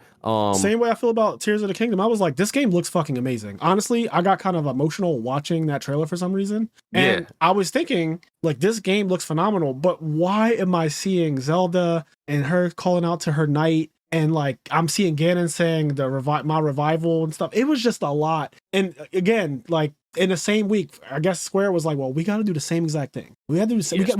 We just have to show everything. We got to show the kid with the bloody face. We got to show Bahamut, which again, in a Zelda game, Ganon's not really a secret. Like, Ganon's probably going to be involved in almost every single one of them besides like a handful. And so it's like, yeah, I do know that Ganon is going to be here at some point, probably in a physical form if you play Breath of the Wild and all that. But it still doesn't, like, they showed him. They fucking showed him. Like, he looks different every time you see him, too. That's another thing. But, like, I now know what he looks like in Tears of the Kingdom. And yeah, my problem with what they did was, like, they showed all, like, maybe not all, but they showed so many of the icons. Like, at the end of the thing, it was like, we've seen, like, Ifrit, Odin, Titan, Bahamut, Shiva, we saw dude, we saw like I think that was all of them. I'm gonna be honest with you. I don't think there's a single one that we did not see. Phoenix. They showed, and they were like doing the whole Garuda. Garuda. I couldn't believe the amount of them they were showing. I was like, dude, can they like I wish that they do this whole thing. Imagine they do the whole thing. They show 3 or 4 icons because they're trying to show off like the icon fight thing. Yeah. Where like,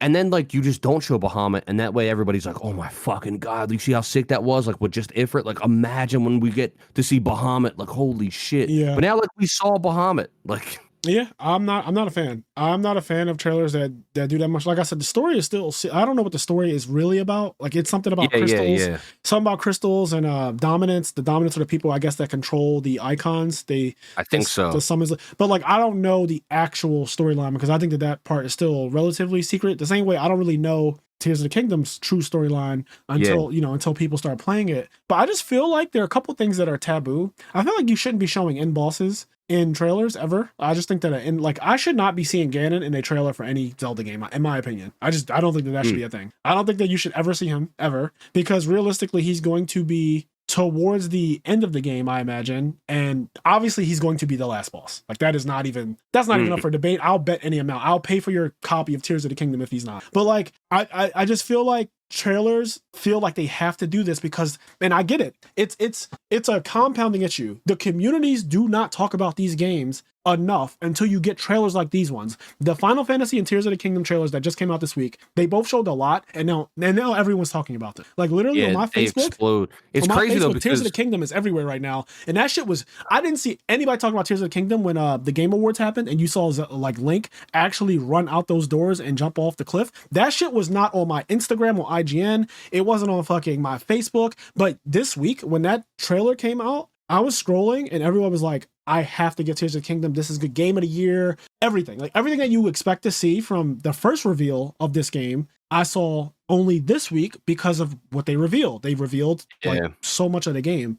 Real dungeons. So everyone's like, oh, real dungeons now. Like we're getting real dungeons. And Zelda says something about we got to get like the 6 sages or the 7 sages. I was like, oh my God. The thing I hate is that like all of this stuff you can speculate, like it's just frustrating because all of this stuff was speculated and like thought to be in the game anyway. Yes. And I loved when I just loved being in the point in time when like I knew basically nothing about the game. Yeah. That made me so excited for it. And then it's just weird because most people only got excited after they see like a bunch of shit. And it's like, I don't know. It's just weird because I knew the King of the Thieves. I knew the game was going to have all of this anyway. Yeah, you knew Ganon was going to be in it because he's in the technically. But I didn't want to see it. Like this trailer, like I couldn't avoid watching it. Like I remember I was saying on stream, like I don't want to watch it because I already know I'm buying the game. I'm already excited for the game. I was like, all this trailer could do is show me things I don't want to see yet because like and it was a super trailer. Anytime you see a trailer that's 5 minutes, that's a super trailer. Like the trailer was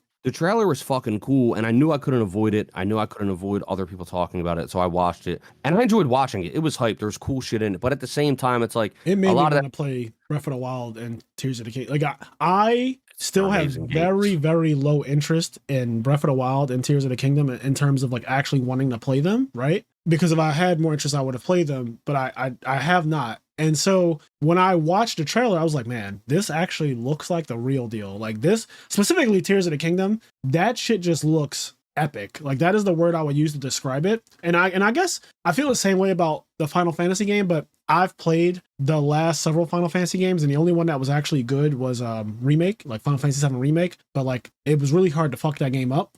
Whereas Final Fantasy 15, the one with Noctis as the main character, it looks very similar to 16. So I'm currently still apprehensive about 16 in general, just because of it having the same high fidelity graphics, the same particles, the same crazy action RPG. Like Final Fantasy 15 was an action RPG as well. You didn't get into battles, like you didn't turn based. It was all, action RPG.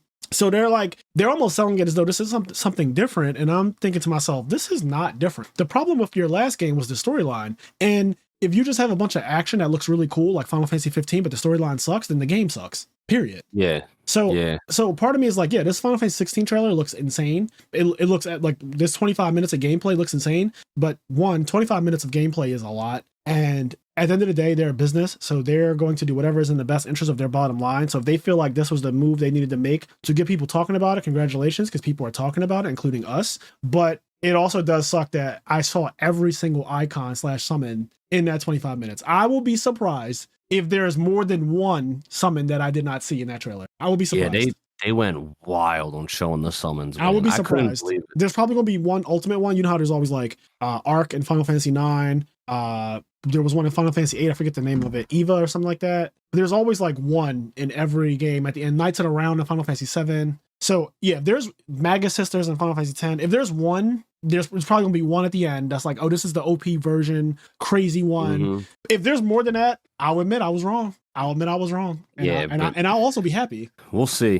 But yeah, the game looks cool. I liked how the little skill systems and the Spirit Grid, just the way the game looked. Redoing the Spirit Grid. Just everyone needs to acknowledge the Spirit Grid was the best. Spirit Grid was the best way to customize and level up your characters in a Final Fantasy game, and they have not moved away from it since. Final Fantasy 13 used the Crystarium. Final Fantasy 12 just basically it used a like a board, like a chessboard type of thing, but basically a Spirit Grid. Because any iteration of you choosing what you get next is what I'm talking about. I just call it the Spirit Grid because that's the first one that I remember. But Final Fantasy 15 also used a very similar thing, and now 16 is using, again, a very similar thing. Final Fantasy 7 Remake, same thing. It used a Crystarium / Spirit Grid. So they have been on that system since 10, and I love it. But yeah, it's just funny. Yeah, so FF16. I'm excited.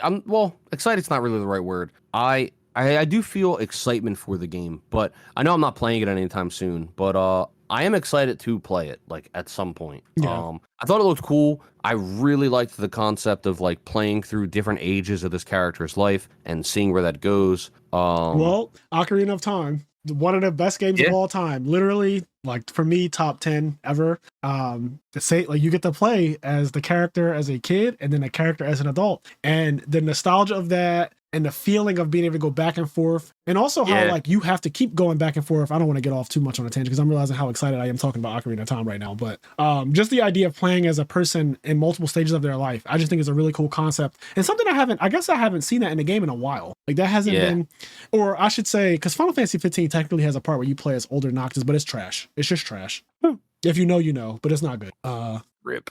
Yeah. So I am excited for 16 because in general, I'm mostly optimistic for Final Fantasy games in general, right? Like, I'm going to play a Final Fantasy game every time they release one. Unfortunately, I'm a lifer, and they can basically do no wrong. Like, sure, there are terrible ones. Like 13 was not good. 15 is mid. I wouldn't say it's straight up bad, but it's mid because it was unfinished, which is egregious. Like, that is crazy that you would release an unfinished game like that. And that's a conversation I want to have at some point too. That is something I love about being a Zelda lifer, is that, like, you don't ever have that problem with Zelda. But luckily, like, that just won't happen. When they release a Zelda game, like, that game is not only done, but it's honestly good. I would say most games are not released unfinished period. But then you have certain companies that just do that bullshit, and I don't like that. So like, for example, God of War, right? Another one of the best games of all time. That shit is not being released with the story missing. Yeah, like, God of War was released very well. It's just there are a lot of games. There are games that are released in like God of War was released in, from everything I've seen, a really good state. I didn't see any like negative press about it, but it's just like chunks of the story were not missing from God of War ever. They were not literally like, oh, this is going to be DLC because we released this shit too quickly and a whole chunk of it is missing. Whereas if you play 15, you know what I'm talking about? There are actual parts that don't make sense because they literally just didn't finish the game. What I mean by unfinished is like that, but the bigger problem that the gaming industry has had over the last 10 years is they'll release a game that's like nigh unplayable. Like maybe the whole story is there, but the faces on the characters like won't load or some shit, and like they just until you restart the game. Like that's a classic Ubisoft thing. Yeah. They'll just be like really glitchy shit, like Cyberpunk, whatever. That game came out and was notoriously unplayable. Yes. Like, and that game was anticipated, and for fucking however long it was. The first announcement of that game was like 15 years ago. Yeah. And so it's just because insane. It's just because they're allowed to patch games. So you get this laziness where you get to rush it out, and if something goes wrong with it, and the community will let you know. They already bought it though, but you get to just be like, oh, we'll just put out a patch. And that's bullshit. Yeah. Whereas before, there were no patches, so you just had to release a full game. Like Final Fantasy 7, 8, 9, 10, they're just full games. There isn't some huge chunk of the story missing from any of them. There isn't some confusion about why is this not loading properly. They're just fully debugged. Like all the bugs in the game, not all of them, but most of the bugs of those games and everything have been worked out. You can play those games with very little issue. Little to no issue. If there is an issue in those games, it's like, well, this is something bad about the game, and like that has to be a blemish on the company. Like they can't patch that away. Right. Like, but yeah, it's interesting. I expect that the Breath of the Wild came out in 2017, correct? I expect that Zelda as a franchise will never release an unfinished Zelda game, I would hope. And if it has already happened, haven't done it yet. Okay, I was gonna say if it already happened, then correct me. But I just feel like that franchise is too fragile to do something like that to its fan base. Like you would just not do that because I feel like people would be very angry for such a beloved game. For such a beloved game to have that happen, it would be bad. It would be really bad. Yeah, they're always released like insanely quality tested. Most like first party Nintendo games are released in like a very, very polished state. And there's some companies that are really good at doing that. Like I give like hats off to like the people that did like the Spider-Man games, like the new Spider-Man games on the PS4 and shit. Like those games, and there's a lot going on in those games. Those games were released in like really good states. Like obviously when you have it out to millions of people, some glitches are going to be found. But for the most part, those games were released in a state that was like very, very, very good. And the mechanics of Spider-Man, I feel like, is a game that's easy to fuck up. Like it's easy to like miss something. If anything could go wrong, it would be a Spider-Man game for sure. Yeah. So they look, those games were released in an awesome state. So there's definitely companies that put the love and the care into it to give you the product that they want to deliver. But there's a lot of companies that'll just like shovel out shit. Like apparently, you would think that Pokemon would be another franchise like that. You would think, but you know what I think though. I think that the opposite is true for Pokemon because it's so big that it's a you'll buy it anyway thing. Yeah, but I think here's the thing though. That's the same is true for Zelda. This like at some point like you'll buy it anyway. Zelda's not as big as Pokemon, but it's not even close. There's a core of like people that grew up with Zelda. Zelda has a fan base, but we'll buy it anyway. I only brought up Pokemon because when I think about massive IPs, it is the biggest in the world. Yeah, and so to make my point abundantly clear, I feel like it's one of those things you're going to buy this anyway because it's fucking Pokemon. Because that last Pokemon game, if we're being completely unbiased, that shit should not have been released in the state that it was released in. Period. Oh no, it just should not have happened. And it's Pokemon. It's like the biggest thing ever. But everyone bought it. It broke every record it could break. It did everything it could do. But it's like the thing that's so frustrating about that game is that like there's so much about it that's like unacceptable. But then, like, when you just play the game, it's an amazing game. This game is so fun. But you know what happened is it got overshadowed by glitches. I knew more about the glitches and the fucked up things about Pokemon Scarlet and Violet than the good stuff. And I have you guys as friends who know the good stuff. Like, granted, you guys told me, like, oh, this is really cool. This is great. But the internet as a whole, which you can't compete with as a solitary human. The internet as a whole, though, when I go online and I see memes and Twitter and stuff like, it's just like glitch after glitch after glitch after glitch after glitch after it's glitch. Insane. And there's no real excuse for that. And that's something that can only happen now because of patches. Like, I'm sure that, I hope I'm speaking correctly here, but I'm sure that they probably fixed a lot of it by now. But you know, how long has it been? It came out in November, right? So it's been fucking 6 months, 7 months. Who knows how much of it they really fixed? Like, I don't think they fixed the main thing. Like, the glitches are one thing, but the real problem was like some of the performance issues and stuff like that. That's what I mean when I'm using glitches as a umbrella term. But the performance issues where, yeah, your brother was standing on top of the Pokemon Center and you were like, how the fuck did he get up there? Oh, well, no, that was just, that wasn't actually a I didn't know what was going on, but that's just like a product of it being open world and you being like, have all these like traversal mechanics that you can like get to weird places. But I know that they didn't, he wasn't supposed to be up there at that time, though, is the thing. But yeah, there was another game I was going to bring up, but I don't remember what it was. I mean, I feel like we can wrap this one up and then just continue this type of conversation in the next couple episodes because we are approaching the 2-hour mark. But on top of that, I feel like there's more I want to say, but not yet because I want to see what comes out of these games. I want to see what happens with Zelda and Final Fantasy. They're both coming out in the next 2 months, so I'm going to be playing Final Fantasy. Zelda, 100%. I'm taking off that weekend. I told my job. You're doing the Monster Hunter. I'm not. Oh, that reminded me. Okay, real quick. We were just talking about games being released in a weird state or whatever. Yeah. So that Wild Hearts game, that's just like a Monster Hunter game. Yes.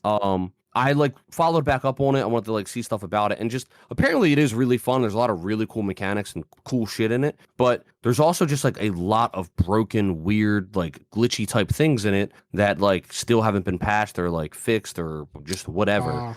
And there's still just like problems with the game in the way that it was released, and you have to wait for patches to be fixed, and it's just like kind of frustrating. It's becoming all too common now. Like I started off this conversation, or I said this in the conversation that a lot of games are not released that way, but I think I'm starting to just be wrong. Like I feel like there are way more games being released that are not really finished. And there's a lot. And what I mean by not really finished is, sure, the game is playable, right? You can play it, you can beat it, you can do everything that you want to do in it. But if there are like performance issues that I can exploit or just a bunch of glitches and exploits and stuff like that, that's not the intended way that the game's supposed to be played. It's just not. Yeah. Like Monster Hunter Rise was released and it was fine. The problem that there was the weapons were unbalanced. That, the longsword and the light bowgun were just straight up but that's not a performance issue. That's not a glitch either. They're just unbalanced. And I'm fine with that because same thing happens with like every game ever. There's going to be things that are unbalanced and usually people will exploit it.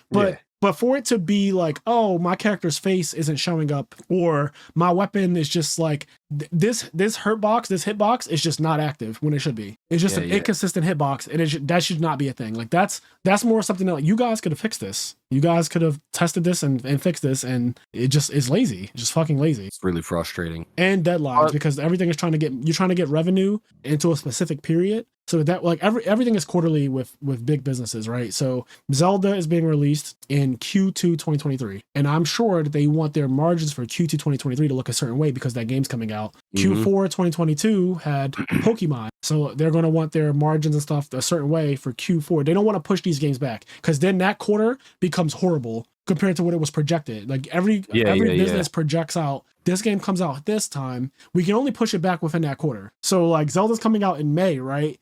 The furthest they could push it back is June because that's still Q2. But if it had to be pushed back to like July, it's like they're going to fight that. The CEO, the CFO, they're going to be like, absolutely not. We'll just put it out and we will just patch it later. But we need that money to be in Q2 2023 because that's the way we budgeted it. That's the way we forecasted it. We know for a fact it's not getting delayed because they said at the start of one of the trailers, Al Numa came up and he was like production is finished on this game. Like this game is done. Yeah. And I was like, I'm so happy to fucking hear. Like it just feels good to hear it. It's like, oh, all right, here we are. I was surprised in this state of play for the Final Fantasy 16 game. Final Fantasy 16 is coming out in June. Yeah, that's actually crazy too. I was not, for some reason, I just didn't. Me either. Really expect it. I didn't even know it was like, I just didn't really know it was really coming out yet. Me either. I did not know that in 2023 this game was coming out, but that's part of the problem why that 25-minute trailer was so detailed, because I did not know, and they probably did say it, if I'm being honest. Like, I don't think that it was just announced today, or I should say this week. I don't think it was just announced this week that it was coming out in June. I think that it was probably known that it was coming out, and because there wasn't enough buzz, again, we as a community are the reasons why they feel the need to put out these super trailers that show too much. Like, there's just too much being shown, and I think it's because we're not, the buzz isn't there for whatever reason, because people's lives have changed, because we're just not doing our part in sharing the content when it's really, like, again, when Tears of the Kingdom was first announced, it didn't go crazy like I thought it, like the actual buzz online, which you would expect for that game, it just did not do the numbers that they were probably expecting, and it wasn't all up and down my timeline. Granted, the first reveal wasn't a crazy reveal, but Link was flying in that fucking first reveal. I was hyped for that. I was like, oh shit, like he's actually flying something. That was kind of crazy. And now they're like, well, now we're just going to show you Ganon. Like, fuck it, we're going to show you Ganon. There was a lot. Is Zelda in Breath of the Wild like the actual character? Yeah. Okay, because she was in the trailer a lot for Tears of the Kingdom. I was like, I don't know. Yeah. I don't know how much of her they showed in Breath of the Wild, but like she was all over that. She was speaking and everything, and I was like, damn. Yeah, I can't wait. When this game comes out, You're our last hope. I'm not gonna be working. I'm gonna be going the fuck in on it. Like it comes out on a Friday, I believe. I wish that this Zelda game was standalone. I wish that it was like Final Fantasy, where I didn't have to play Breath of the Wild. I want to play it so bad. I just play it. Fuck it. I wouldn't do that. That would be. Play it. Fuck it. When I was reading, Anthony was trying to talk. He like put a bunch of spoiler warnings on, but I could tell that there was blatantly a continuation of storyline happening. Yeah. He was talking in the Discord server about like who he thinks certain people are and what he thinks is happening. And I was like, yeah, this is blatantly a sequel. This is not like Final Fantasy 16 is standalone and you could play it. Like, yeah, I could play Tears of the Kingdom, but I would be fucking confused. Yeah, it is definitely a sequel. But I mean, I don't know. Breath of the Wild's fucking amazing. Yes, so I'll get around to it one day. One day in my life, I'll get around to it. I don't believe you anymore. I don't blame you. I don't believe you. I don't blame but you. It's fucking incredible, man. It really is. Like when you just get lost in the game, like you just like turn around, you just like play it, man. It's fucking. It's got some magic going on. All right. Well, before we get out of here, let me say thank you to everyone who has subscribed to our Patreon, IMNerd Podcast Patreon. We this week did a lot. We caught up to every video episode of the podcast, so pretty much every single episode of the podcast, all 140 plus episodes of it. The video versions of them have been uploaded by Kenny. I've been putting out a lot of Edison content and stuff like that on there. So yeah, that is still thriving. There are 55 active patrons on our Patreon right now. Also, I know that some people have joined because they heard that we're going to be doing IMNerdpodcast Edison tournaments. Once we reach 1,000 subscribers on YouTube, I will officially schedule the first ever tournament, and it'll be free as long as you are active on our Patreon. So I don't care what tier you're in. As long as you're an active member on this list of people I'm about to read, you can play in that tournament for free. And it will have a cash prize. It won't be anything big or crazy because we're just starting, but there will be a cash prize of some sort. And we just have to still work all that stuff out. But we're like 50, we're a little over 50 subscribers away from 1,000 on YouTube. So if you want to get this tournament underway sooner than later, and you're not subscribed to the YouTube for some strange reason, but you listen to this podcast, then please go ahead and subscribe to our YouTube channel. Even if you don't, for whatever reason, again, don't watch the videos. Maybe you listen to the podcast for everything that's not Yu-Gi-Oh related. Still subscribe. It will help us with our goals, and we really appreciate it. Anyways, I want to give a shout out to, we have Connie, Austin, Leon, and Rogue in Tier 2 aren't bad. They're just not great.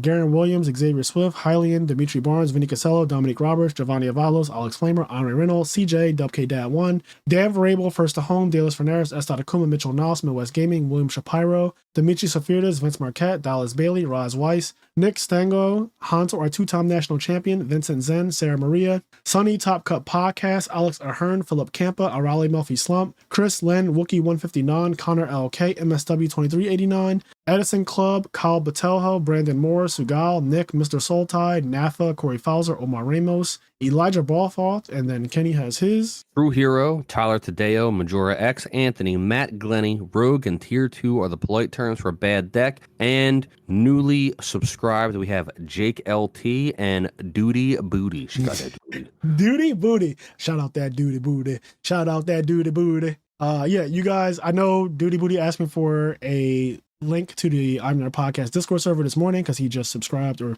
he or she, I don't know what you are, but just subscribed this morning. So I sent that link through. So check that if you are listening. And then Jake LT, I believe I also sent you an invite as well. So those invites are single use and they do not expire. So at any point, once you click on it, you should be able to get into it and you will have access to our Discord server in perpetuity, as long as you don't do anything wild, which no one has been kicked from it yet. So thank you guys for being well behaved in there. And as I always say, guys, do the things that make you happy, including, you know, Final Fantasy 16, Zelda, Tears of the Kingdom, and all of the rants that we talked about in the beginning of this podcast, like sucking a dick for 100 million bucks.